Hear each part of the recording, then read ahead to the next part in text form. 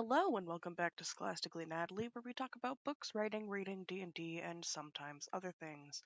Sorry for my accidental extended absence. I lose track of time very easily these days, and I don't have any better excuse other than that. I just get kind of like real folded up and depressed during the week and don't really do much, and that's it. That's all that happens. However, I am prepping to move, so that's currently kind of an adventure. Uh, so we'll see how it goes. I wanted to continue into the Land of the Unicorns. Hopefully, I'll be able to prep more content to release for when I'm feeling like a pile of sludge. Um, Thanks for sticking with me. Sorry that I've been an absolute mess. We are on chapter 12, Dragonpath to Grimmwold. The next morning, Lightfoot and the Dimplethumb were still a little shaky. However, they both pronounced themselves fit to travel. Mind if I come along? Asked the tinker as he started to fold up his cart. To Kara's astonishment, he continued folding it until it was about the size of a man's wallet. Convenient sort of thing, isn't it? He said with a smile, slipping the cart into his pocket. Only real problem I have with it is when I want to get at my tools, that I have to unfold the silly thing all over again. The Dimplethumb came to her while she was standing with Lightfoot and said, For what you did, the Dimplethumb thanks you. Now the Dimplethumb and you are even, each rescuing the other. Kara was startled. I didn't come to get you so we'd be even, she said, somewhat sharply. I did it because. Oh, never mind. Lightfoot translated her words for the Dimplethumb, who looked truly puzzled and a little hurt. But later he gave Kara a flower, one of the fuzzy purple ones. She tucked it over her ear and wore it for the rest of the day.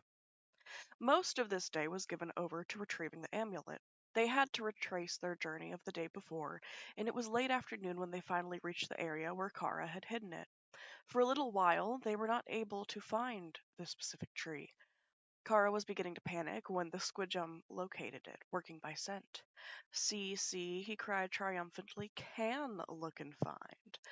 Emerging from the hollow tree with the amulet and its broken chain, he crooned to himself, Hotch a good finder guy.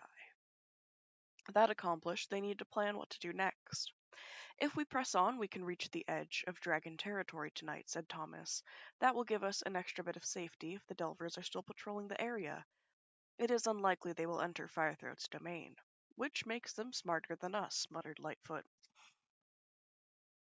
Later in the evening they stopped to rest. The Dimplethumb built a small fire while Thomas unfolded his cart. Later, after they had eaten, he asked Kara if she would let him examine the amulet. Well, now I see what the fuss is all about, he said as he turned it over and over in his hands. It's not every day that one of the Queen's 5 turns up out in the open. Would you like me to fix this silly chain? He asked. That would be nice, said Kara. I like fixing things, he said as he worked. The world is always breaking here and there, this way and that. Fix a bit of it, and I feel like I'm helping. Reaching into his jacket, he pulled out a ridiculously tiny tool. Funny thing about chains, he said. They're everywhere once you know how to look for them. I like chains. When Kara laughed at this, he shook his chest, causing the hundreds of golden links that hung there to sparkle in the firelight. There's lots of kinds of chains, he continued. You can't see most of them, the ones that bind folks together, but people build them link by link. Sometimes the links are weak, snap, like this one did. That's another funny thing now that I think of it. Sometimes when you mend a chain, the place where you fix it is strongest of all. As he spoke, he held up the chain, which was whole again. Passing the amulet to Kara, he said it never was a chain that couldn't be broken. Sometimes it's even a good idea. Putting away his tools, he crawled under the wagon and slept. Despite her worries about her grandmother, Kara found herself beginning to fall deeply in love with the world into which she had fallen. It's so lovely here, she marveled, as they stood on top of a high hill, gazing over a spread of green territory dotted with small lakes, friendly rivers, and patches of forest. Earth used to be like this, replied Lightfoot. Not all green, of course. It always had its mountains and deserts. Luster does too, for that matter. But Earth was once clean and bright and beautiful. How do you know about that? She asked. It's in our stories. It's where we come from, after all. Grimmwold can tell you more. Who is this Grimmwold, anyway? A friend of the unicorn, said Lightfoot. He came here long ago and stayed, as friends sometimes do.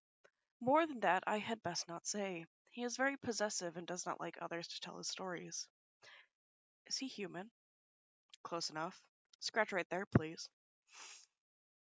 She obliged, scratching his shoulder where she had been resting her hand. She was about to ask him about Summerhaven when he whispered, Look. To their left stood a range of snow-capped mountains. Kara had been eyeing it nervously as they traveled and had been relieved when her companions had assured her that they were not going to have to cross it. Now she looked again, wondering what Lightfoot wanted her to see. Suddenly she caught her breath. Far away, soaring above the highest of the peaks, was the form of a dragon. It was tiny to the eye, but given its distance from them, she could tell it must be enormous. Firethroat, she asked without opening her mouth. None other, replied the unicorn. Even the squidgem was quiet as they watched the great creature swoop and soar above the mountains. Suddenly she turned and sailed in their direction.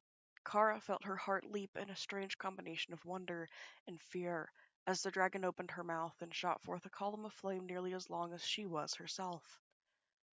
She's beautiful, thought Kara, even as she wondered if they were about to die. Then to Lightfoot, should we run? No. If she hasn't seen us, which is unlikely, it will only attract her. If she has, it will anger her, make her think we are up to no good. Our best choice is to stand still and hope she is in a quiet mood. The dragon continued to spiral and weave through the air. As she drew closer, Kara could see that she was red, a deep red, like blood and fire. Just when Kara thought she couldn't hold still for another moment, the dragon banked to the left, flapped her wings, and, moving faster than Kara would have thought possible, returned to the mountain. A moment later she had vanished. Yowie hacha yipe, squeaked the squidgem, vaulting onto Lightfoot's back. Big eater, make me supper gone good yipe now. Kara laughed in spite of herself. Since she didn't attack, do you think she approves of us?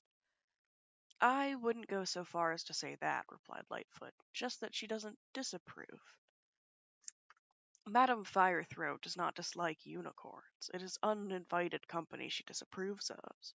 I suspect she found our little group odd enough that she would rather watch us than eat us.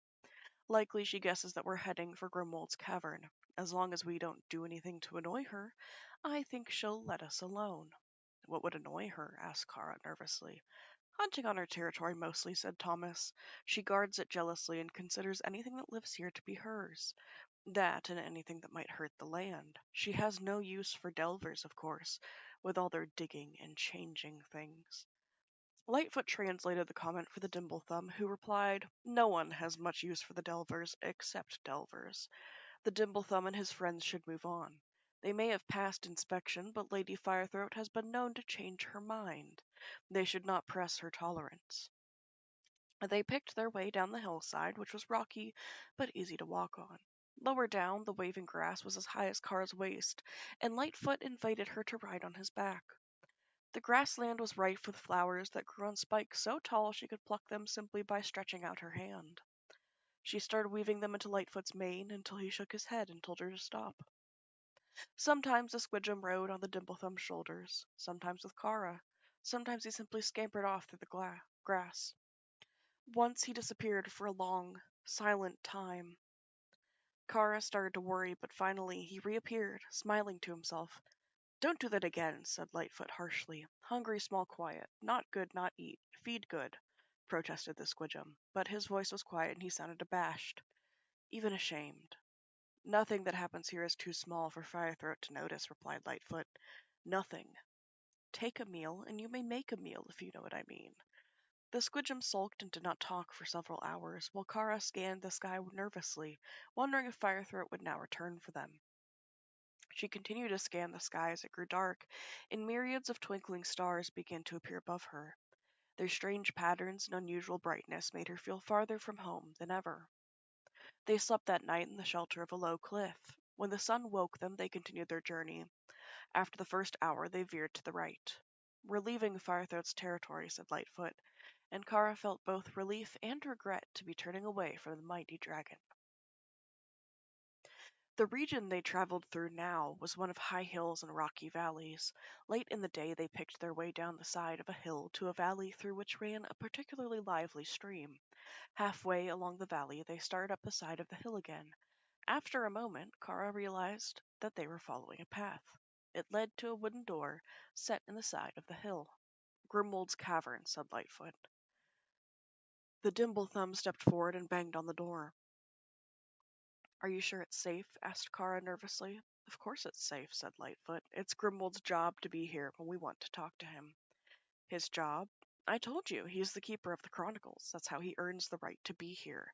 Anyone who wants to stay in Luster. His words were interrupted by the door swinging open. All right, said a gruff voice. I hear you. What is it you want? Kara took one look at the strange little man standing before her and cried out in astonishment. It's you! And that's the end of chapter 12. Thanks for bearing with me as we get back into the swing of things. I don't think I've talked for that long in a very long time, so now my throat's scratchy.